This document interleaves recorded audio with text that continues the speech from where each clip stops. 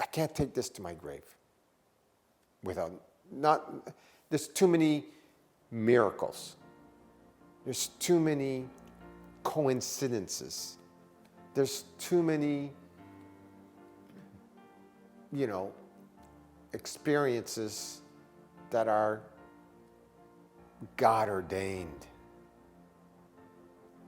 To take a little French Canadian kid out of rural Quebec and say, "Here, son, come. You're chosen." And for me to have been called and to have said yes to Jesus, wow, it's miraculous.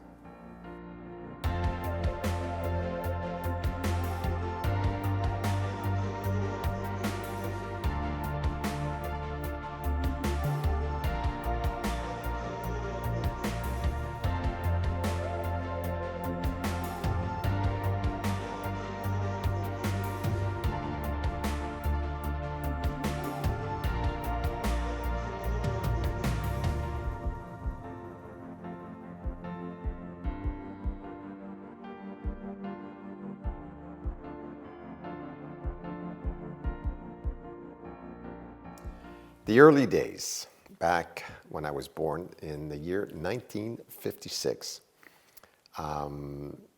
Montreal was where I was born and raised, and grew up in a loving, caring family with 6 family siblings, and we played hockey. That was our go-to sport. I can remember playing hours on end in the backyard on our ice rink in the park, and playing till Mom called us home around 8 o'clock, 9 o'clock at night, and we repeated those sports days, enjoying hockey during the winter, playing in organized sports, all outdoors. There was no such thing as an indoor arena. We just played on ice hockey outdoors, freezing and taking the snow off the ice, and everything revolved around watching the Montreal Canadiens. Jean Beliveau was the captain.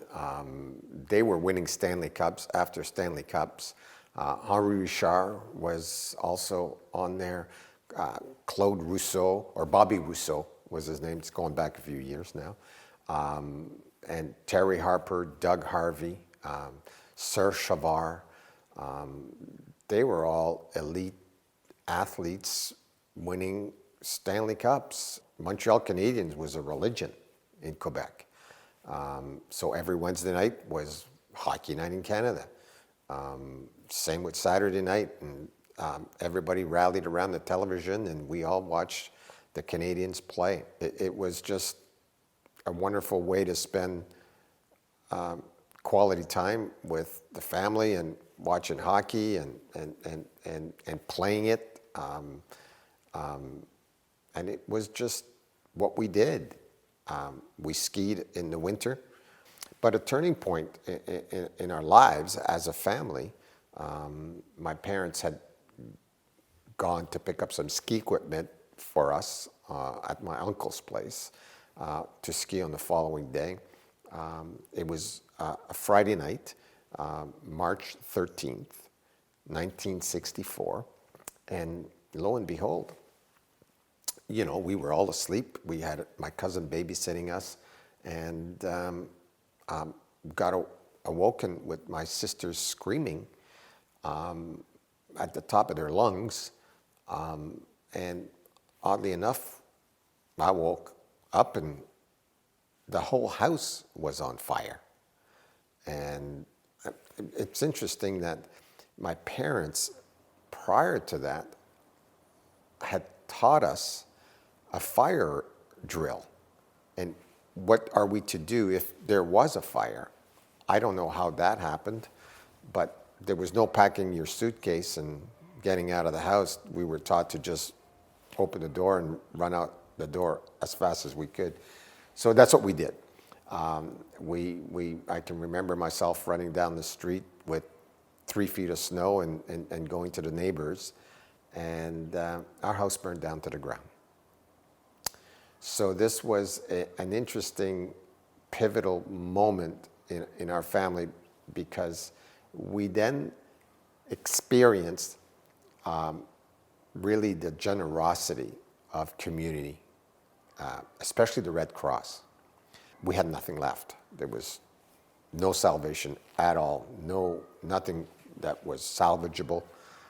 And we lived in a house until the house was rebuilt, with tremendous support from the community for food, clothing, shelter, and slowly began restoring the house, rebuilding the house, and eventually moved back into the house after about a year or so. It was rebuilt, and it's an interesting piece of my journey in the insurance business, because how would I become a fire underwriter at the age of 16 years old when our house burned down at the age of 8 years old? So here we are, 50 years later, and I'm living a destiny, a piece that I think needs to be shared as a true path for my life as an insurance broker. 50 years ago, I did have a vision that I was going to be here at this point in time. The goal was to stick in the insurance business, to develop a long-term career. And what got me here over the long term is our core values of integrity, honesty, trustworthiness, hard work, dedication, commitment, responsibility, seeking to exceed customer expectations. They were all part of that overall goal. My hope is to encourage and empower others to take hold of those core values so that they can continue the next legacy for the next generations, to carry those values that has brought me here after 50 years of service. Being the oldest of the kids, I can recall being responsible, helping my mom around the house while dad was at work. And with the siblings and brothers and sisters, I was responsible to make sure that everybody was attended to, cared for. I was a helper. I was responsible. I was someone that my mother could depend on. Both my parents were hard workers. And my dad was extremely hardworking, having to care for a family of 6 children. And my mother was an artist, you know. I still have a lot of paintings that she did. She just had that art bent as a whole. My mother was a lot on the emotional side, not mathematical. And we had a beautiful house. Everything. We were prim and proper the whole time. And she was so happy to see us all dressed up and, 6 kids all lined up, nice house, beautiful wife, organized. And I think maybe I've gotten a lot of my organizational skills from my mother. I remember as a young boy working on building models, car models. Most of them were car models. To this day, I am a car person. That gave me a little bit of an art gift, because then I transitioned that skill set over to drawing, and it eventually took on a different level. In high school, I was an art student. It gave me some teaching about creative intelligence and creative outlets to think outside the box, to focus on solutions and to think creatively. And I still do to this day. I can remember vividly looking at a picture of a dog and transferring that picture onto a piece of paper with a pencil. And I can remember really kind of working through that representation of that dog onto that piece of paper and erasing it and coming down and looking at it. And I think that developed a sense of tenacity, a sense of just dedication, of just like commitment and making sure that I would do a perfect job or that I would do a true representation. And I'd go and show it to my mom, and she just couldn't believe it. I had a lot of fun doing it because it was quiet time, it was reflective, and it was, a sense of accomplishment once you got it done. And I love that whole aspect of it. My grandfather was a painter, and I can remember as a 10, 11, 12-year-old, every summer, I'd be painting with Grandpa.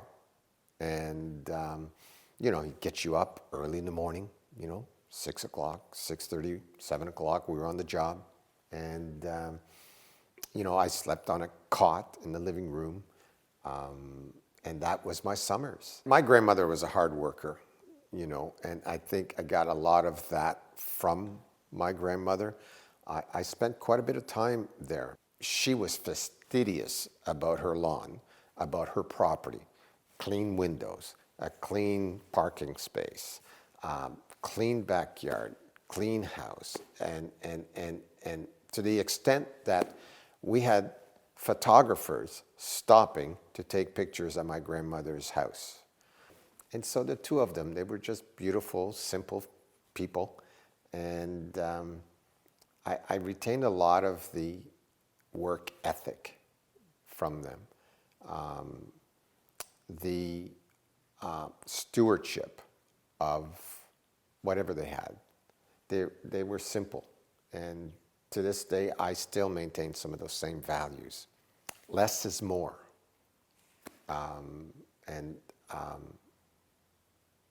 I still, to this day, live in a 967 square foot bungalow.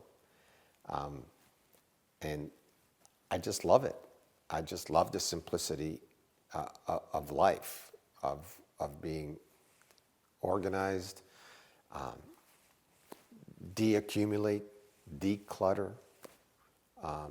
It's just been part of Grandma and Grandpa's way of life.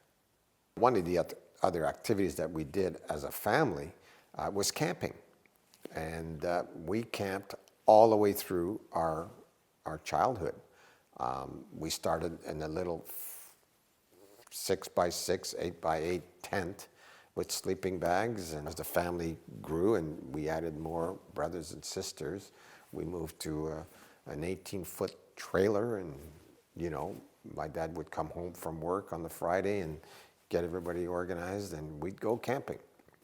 Obviously, as the family grew, the trailer grew. And we ended up with a 26-foot trailer.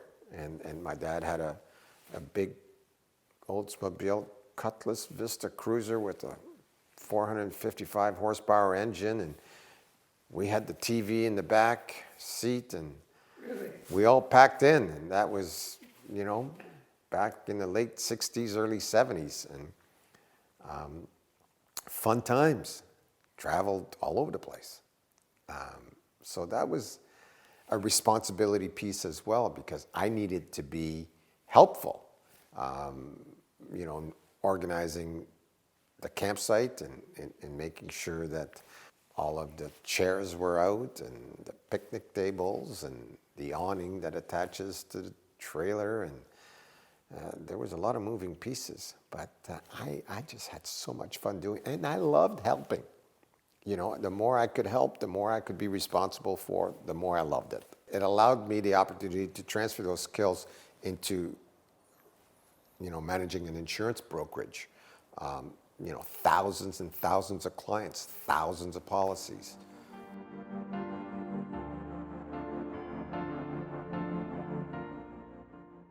So another important part of my life is a move to Toronto. And that occurred in 1969 at the age of 13 years old. My dad was bilingual, and he had been working for a large national firm, and he was offered a fabulous opportunity to move to Toronto and be responsible for a national sales function as national sales manager. And I guess my mom and my dad decided to move the family, and we had no knowledge of the English language. We were French Canadian living in rural Quebec. We were Montreal Canadian fans. We didn't even know about Toronto Maple Leafs. So this was a transformational change for our family as a whole. We had to learn English, went to a language school, and then integrated ourselves back into English Canada. So really, it was a very difficult time. We couldn't speak the language, and we were settling into Mississauga. We moved to Mississauga. I skipped grade 9, automatically into grade 10 in high school. And the rest of my brothers and sisters were integrated in their respective grades. And we struggled along for the next 4 or 5 years. I was the smallest kid in the school. Here we are, I'm in grade 10.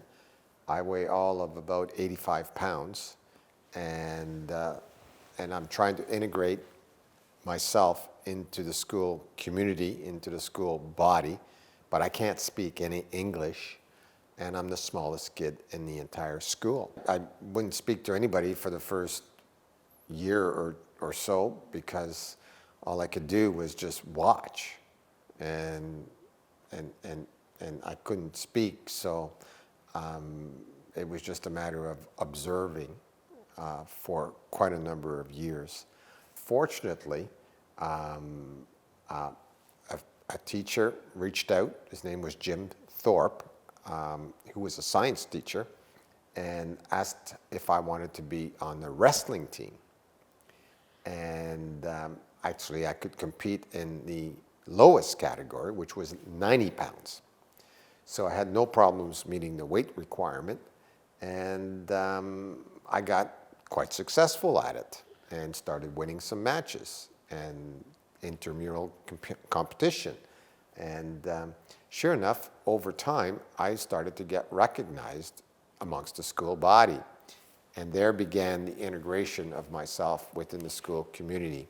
The reason why I was successful at wrestling is I was a little bit smart. I could understand the moves, I could understand the technique, and I would use them, and was successful at outmaneuvering my opponent. And we would have practices after school, and we would practice on each other all the moves that we needed. There was Greco-Roman wrestling, and I enjoyed it because I could actually compete with somebody that was equal to me in size, and that gave me a little bit of appreciation, I guess, or a little bit of encouragement. And in retrospect, had we stayed in Quebec, in comparison to where we are today as a family, we have grown so much as individuals, with a broader sense of appreciation for our Canadian country, for the world around us. You do understand the distinct culture that Quebec is, because I've lived there, I was born there, but you do appreciate English Canada as well. And I've come to understand both sides of these provinces. As part of the struggle of integrating our family into English Canada, there was a lot of challenges between mom and dad, and one of the casualties, I should say, of that move to Ontario back in 1969, early 70. My parents separated, and my mother moved back to Montreal. And by that time, I was a little bit older. The rest of the brothers and sisters were a little bit older, and my mom went back with two brothers, and the four of us, my brother Ben, my sister Chantal, and my sister Francine, moved out on our own, and started our lives on our own at that point in time. I was by that time 18 years old. That was a difficult time of a lot of brokenness happening at the same time. So when you start thinking about survival of yourself, you're focused on yourself, especially as a 17 or 18-year-old. And I remember my dad had somebody else move into the house, and then we found out there was another woman in the house, and it was turbulent times. But at the same time, we all kind of went on our own everywhere, and try to fetch for ourselves in the world, and yeah, it was. I don't remember when the house got sold or anything like that at all. I don't remember if my other brothers and sisters stayed in the house or if they went on their own, but we were pretty well out on our own at a very young age at that point in time, because there was no more family, basically, and it was a real transition of a family breakup. When you're faced with these obstacles and these challenges, you grow up, and there's something to be said about becoming a man. When you're on your own, having to fetch for yourself, and you're only responsible for yourself and your well-being, you do grow up, and you do become a man. And I don't want to make a big comparison to today's children today that are being coddled to the extent that they can't fetch for themselves on their own at 22, 23, 25, because they're just being nurtured to the extent where they're not given the skills to fetch for themselves, to grow and to mature and to become women and men. And that transfers into their lives forever. They're now 30, 40, 50 years old, and they're still kids.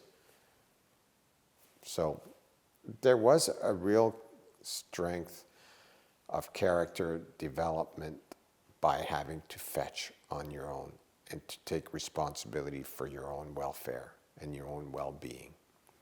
I transitioned over to the workforce as a part-time student, as a part-time employee for the Insurance Crime Prevention Bureau in 1972 through a French alliance or a French connection with my parents, and I got a job as a summer student, and that was the beginning of my insurance career. And shortly thereafter, when I turned 18, left home through the family breakup, I went in full time. Again, through serendipity. I applied out of the Toronto Sun, a little job in Mississauga, and the person that was doing the hiring, I was playing badminton at a local community center with him. So he just gave me the job. I got in with very little training. As a matter of fact, pretty well none. And here I am, 50 years later. And the attraction back then was infinite learning. Here was an industry that I could sink my teeth into and never stop learning. And that was extremely appealing for me because I love learning. And so here we are.